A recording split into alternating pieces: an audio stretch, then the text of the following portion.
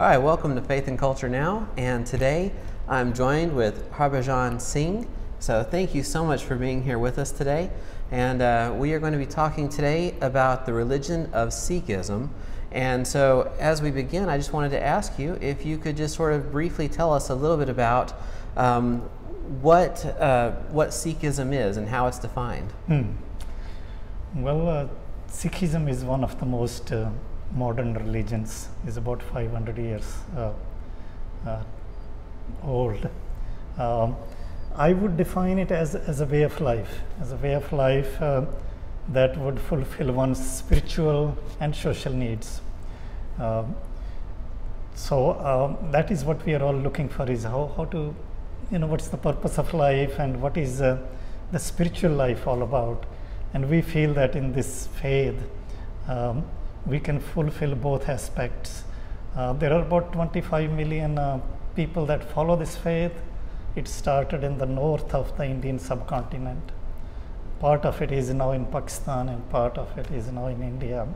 But the Sikhs have spread all over the world. There are about 500,000 Sikhs in the United States. And they came here about a century ago. A lot of them farmers in California. But they have come to Texas and New York. So I would say Sikhism is basically a way of life that fulfills your spiritual and social desires and lends a purpose to this human life. Yeah, very good. And what would you say are some of the major beliefs of Sikhism? I would say there are three pillars that the faith kind of is based on. These three pillars are, one is your spiritual identity. You meditate, you pray, you sing hymns, you feel that spiritual enlightenment. And the purpose we feel in life is to unite with your Creator. We are kind of separated from that Creator, and by our spiritual devotion, we can unite with the Lord. And so that is the first pillar. The second pillar is as a social responsibility, to work hard for your living, not to depend on handouts, not to be a dependent, but to work hard. India is a big country, and Sikhs are only about 2% of that population in India. But because it's such a poor country, there is such a contrast between the rich and poor. You will see many beggars in India. You go to India, I don't know whether you've been there, but I have not been there personally yet. But you see many beggars on the streets. But you will hardly see a Sikh as a beggar. They have this ethic to work for their living, for their family, for their own needs. They will work hard as long as they can. Obviously, if there is some disability, that can take that thing away. But other than that, they will work hard to provide for themselves. So that is the second pillar. Yeah, and the third one is to share with those that are in need, that perhaps are not able to fend for themselves. And you will see Sikh temples open all the time, and anybody can walk in. They can have a free meal. In olden days, the Gurudwaras used to have a dispensary where they could get medical attention. And they would have some kind of a teaching center where people could come and learn skills as well. And so it's not only to provide for basic food needs, it's to provide for other needs. And in fact, if there was somebody being persecuted, he would run into a Sikh Gurdwara and he would be sure to get protection as well. Because Sikhs are like saints and soldiers as well. So they would know that in this place of worship, if for instance a woman was being persecuted or something, she would run into a Gurdwara and she would be sure to get protection, accommodation, food and everything. Yeah. So that is the third pillar of the Sikh faith. Very good. So spiritual belief, social responsibility, and aid to those in need, Exactly. or more or less. So more or less. Very good. So you've mentioned in the first pillar, growing closer to the Lord. What is the Sikh belief about who God is, His nature, His character? Okay, in the Sikh, see Guru Nanak, our founder, we believe it's a new revelation. It's a new revelation. He, at the age of, I believe, when he was in his teens, he disappeared into a river and everybody thought he actually drowned. But on the third day, he came out of that river and he uttered the few verses that form the basis of our core belief. Yeah. You know, it's the first few lines in our Holy Scripture, Guru Granth Sahib. And that is, there is one God. He's fearless. He's self-existent. He's the one creator of all of us. We are all equal before God. So that is our core belief. What God is one creator who created everything and created human life and created all other forms of life. Yeah, so very monotheistic. Is a monotheistic faith. It believes in one God, and I believe the fundamental thing that about our faith is the equality. What a man can do, a woman. In fact, Guru Nanak, our founder, because he was born to Hindu parents, and obviously there are some rituals. He discarded all the rituals, but there is one ritual that you have to tie a thread at certain age. And he asked the priest, he says, well, can you do that for my sister? And the priest said, no, this is only for men. He said, well, I want to do it then, because if my sister can't do something, I want to do. It has to be absolutely equal. And in fact, this was a revolutionary thought at that moment, 500 years ago, because women weren't treated equal, and there was casteism. People weren't treated equal either. And so Guru Nanak, it was like a movement that everybody is equal. Everybody must sit, like you have these rows of carpets. Everybody must sit on the same level, because people didn't used to sit on the same level. Everybody must shed these prejudices of each other and say, well, we are all equal, and we can all do the same thing that anybody can do. You know, there is no difference between a man, a woman, a child, or anybody else. Yeah, I think, philosophically in America today, most people see the equality of men and women, but obviously sexism still exists. And obviously, over the last, say, 50 years or so, there's been a very tumultuous history of equality for women in our country. But most women alive today have lived in our country where at least the fight for equality has been in existence. So, I think that it's interesting, for us to think, sort of outside of our own box, to realize that in some places in the world today, equality for women is still very much not even on the table. Is not on the table, indeed. And you would think the Eastern countries, definitely the women are not as equal as there are in the Western. You see women coming up. Recent Supreme Court justice has been nominated and was there, and it has taken a while, but you can see it in front of you that women can do much. Break the glass ceiling that was there perhaps before. And in fact, this is what was the revolution at the time when Sikhism was born, because at that time, 500 years ago, our founder said, no, a women must be as equal as men. And the women in the Sikh faith has been warriors. And our own Gurdwara here, where we are sitting, the head priest is a woman. Yeah. Although it is a rarity in our faith as well, but there is no barrier. It's just personal choice. It's a possibility. Yeah, personal choice. Women chose to perhaps do other things and sit at home. They prefer house. But there is no limitation. There is no religious barrier to doing that. Yeah, very good. So what are the books that you would consider to be sacred text in Sikhism? Okay. Well, we have the Guru Granth Sahib, our Holy Scripture. We regard it like a living teacher, because we don't have living human teachers. We had a succession of living masters living gurus, 10 of them. And then the 10th guru said, now scripture is your teacher, and regard it as your living guru. And in fact, it is not only for Sikhs. It has writings of all the saints and wise people of that time, whether they be of other faiths.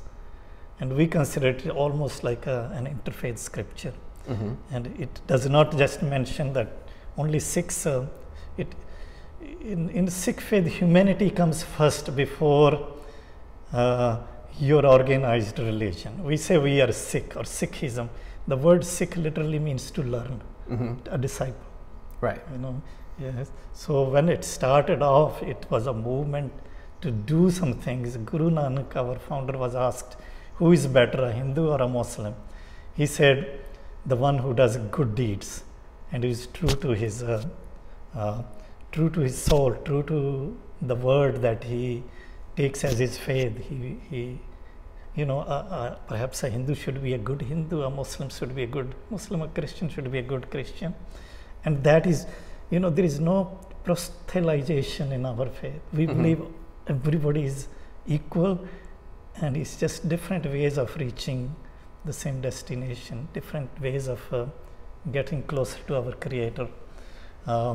So I would say the Guru Granth Sahib, which has 1430 pages and is composed in musical tones, one can sing. It's just hymns in praise of the Lord, in praise of God, that are incorporated into that. There is no politics, there is no social or stories. It is just hymns, like Amazing Grace. It's just hymns in that scripture. And all our ceremonies, right from birth, marriage, death, they revolve around that scripture. We put it on the podium in the morning. Anybody can come and read it, and at night we close it and put it back. Close it. So almost like we consider it as a word of God, as the truth. And anybody who is feeling depressed or something can come to Gurdwara, open it, read it, and the page he reads it is his order of the day. That's what he takes away for that day from that. Yeah. So do many people in your faith have their own copy of the scripture, or does it primarily reside here? It primarily resides in a Sikh temple, in a Gurdwara. But people do have copies. It just has to be kept very respectfully. Whoever takes it, it's not like you would keep any book. It has to be kept properly with respect. But it is there are translations available online as well, and people can use those as well. Yeah. So you mentioned a moment ago that you don't proselytize, you don't sort of go out and seek people to come into your faith. But what are some things that would draw people to Sikhism? I would think we do have some people who have followed this faith from the Western tradition. The main thing that attracts people is the equality. We don't have this holier than thou attitude that ours is best. We say everybody is equal, yours is as good as mine. So that's one thing. And the other is the equality. Anybody can join, do anything. And the third thing I believe is there are no valueless rituals. It is your action that is the main thing. The rituals, the idol worship, all those things are discouraged. It says live a life where the thread of compassion, not a thread on your hand. Have that courage in you rather than the symbol of courage. So it's based on actions, and I think those are things that attract people. That you can just walk in and be among one of the congregation or be one of the participants, and obviously there is always food. And So I think there are Yeah. a number of things that You know, the attract me. Bible teaches that faith without works is dead, and the idea behind that is if you say you're a spiritual person, but your actions don't back up what you say you believe, then you're really not being who you say you are. Exactly. Exactly. And so you guys kind of sort of focus on that as a reason why people might want to join you, because it's people can see you living it out. What are some things that might maybe make people leery about Sikhism, or maybe a stumbling block for them to become interested in Sikhism? Well, one thing is, even though we have translations of our scripture, and once people understand it, it draws them closer. And but the translation doesn't do justice to the language it is written in, Gurumukhi. You know, the context, the proper understanding, the thoroughness, the depth of the faith comes through the language. And I feel that some people who come in do not get the gist of the faith from translation. So that, I would say, is one thing. Yeah. The other, we still feel there are cultural barriers. A lot of our services are traditionally done in our own language. Now there are some things being done in English because our own children have grown up and they don't understand our own language. So they have found a way to understand the scripture, how to come together, do study groups and understand more. But I would say language is another one. And of course there is culture, you know, culture. The traditional food that we serve is of Indian vegetarian. And you know, the spicy food is not to everybody's taste. Sure. And So there are a few cultural barriers, I feel, that are mixed in with the religion, that are prominent in our religious places, which inhibit people from fully participating. Sure. And I know Hinduism in general is vegetarian. Yes. And is Sikhism vegetarian in general, or does it sort of depend on? It depends on individuals. Some people consider themselves to be vegetarian because of the faith. But in our seat of power in Amritsar in India, the 5 high priests have said, well, if you have to eat meat, then the meat must be such that the animal has to be killed painlessly. That's with a single stroke. We call it jatka, and it has to cause the minimum pain to any living being. And the Sikhs for that reason perhaps don't eat halal. Or others, like Jewish would take kosher, and you know, so because we feel that there is, and a lot of Sikhs, especially the religious ones, choose to be vegetarian as well. Yeah, that makes sense. Yeah. Well, what are some of the beliefs that Sikhs have regarding sin, or you know, what you would define as sin? Well, you know, there is a saying that as you sow, so shall you reap. We believe sin in a life is something that perhaps you consciously, excuse me. Sure.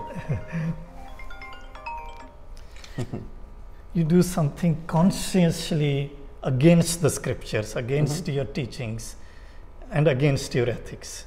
You know, and if you are a religious person, it will automatically give you some guilt feeling, you know, and we feel the God is a forgiving God. He can forgive, you know. So the sins can be washed with the devotion to God. But a person is taught perhaps to do good deeds, and for one reason we have this thing on our right hand, because whenever we do something, you know, thou shalt not kill, you know, thou shalt treat your neighbor as yourself. This reminds us of that righteousness, that perhaps we should not commit such actions that could be considered as sin. Sort of a physical reminder as of a your physical faith. reminder, as a physical reminder, and in fact, not only the universality of God, but it reminds us that, hey, do the right things, and the teachings of the scriptures teach us what is right and what is wrong. Yeah. And so that's What are some of the ethical issues that typically are considered important in Sikhism? Sikhs have from the very beginning have had very high ethical values. You know, when Sikhs have been warriors, they have taught many. The Gorkhas and the Sikhs are the two regiments that are considered the bravest in the Indian army, or in fact at the time of the British army. My dad used to be in the British army in the 1930s. Okay. And Very he good. went to Africa. I was born in Africa, Uh-huh. you know, and then I grew up there. And Sikhs had such ethics in, for instance, in the army, you would not fire on a running enemy. If the enemy falls, you would render him the same treatment as you would your own soldiers. Every woman, other than your wife, you would consider as a sister and as a mother.